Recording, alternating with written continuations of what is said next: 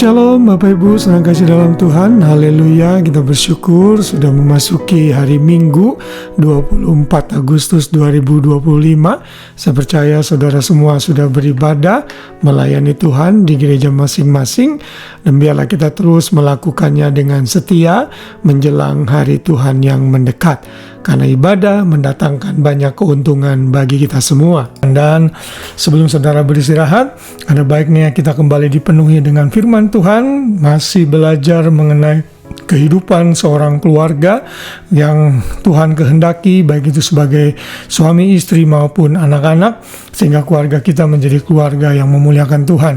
Iblis berusaha merusak keluarga-keluarga Kristen, bahkan bukan hanya jemaat, di kalangan keluarga hamba Tuhan pun banyak yang mengalami problem dan masalah.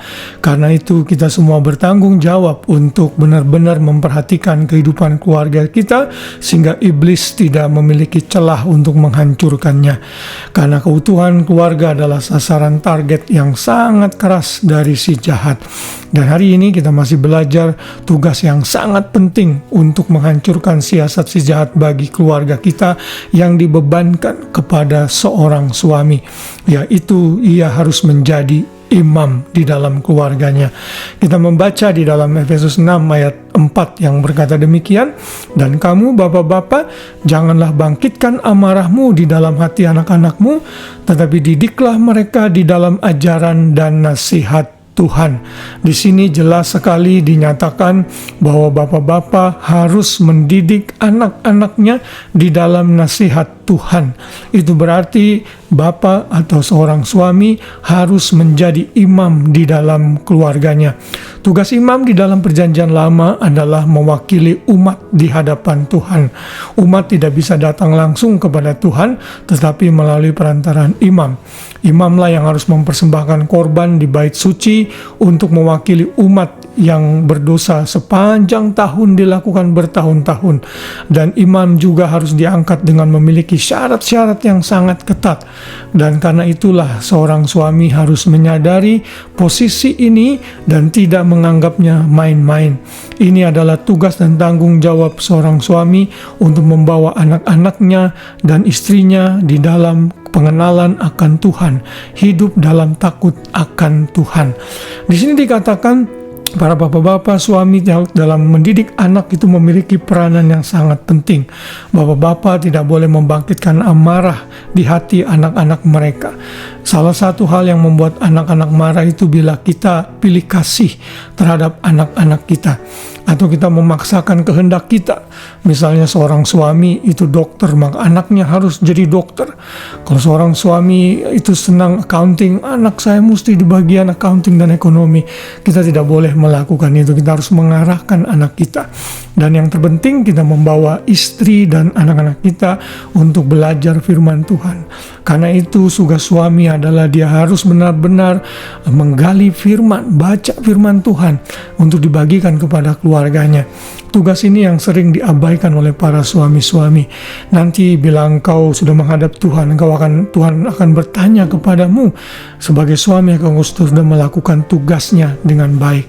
Dan kalau engkau mau melakukan tugasmu sebagai suami, sebagai imam, kamu harus mendidik anak-anakmu di dalam firman Tuhan.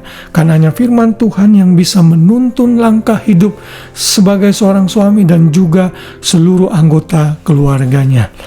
Ayat paralel dari Efesus 6 dan 4 ini adalah Kolose 3 ayat 21 yang berkata demikian, "Hai bapak-bapak, jangan sakiti hati anakmu supaya jangan tawar hatinya." Anak-anak itu melihat figur papanya, figur suami, karena suami adalah pemimpin. Bila anaknya laki-laki, maka dia nanti juga akan menjadi pemimpin yang baik bagi keluarganya kelak kalau dia menikah. Sedangkan kalau anaknya itu wanita, anak wanita ini akan berusaha mencari figur suami, calon suami yang mau sama seperti papanya, yang bertanggung jawab, menjadi pemimpin yang tegas, menjadi imam yang takut akan Tuhan. Karena itu, hai suami-suami, mari bangkit.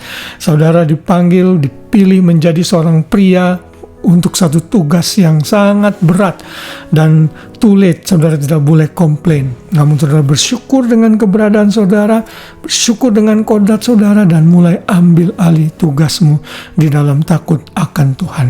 Jadilah imam yang memuliakan Tuhan. Jangan seperti imam-imam di perjanjian lama yang tidak bisa mengurus anak-anaknya lalu dimurkai oleh Tuhan. Contohnya misalnya Imam Eli dan beberapa imam-imam yang lain. Di perjanjian lama juga ada banyak contoh pria-pria, para nabi-nabi, orang-orang yang perkasa namun gagal dalam mendidik keluarganya.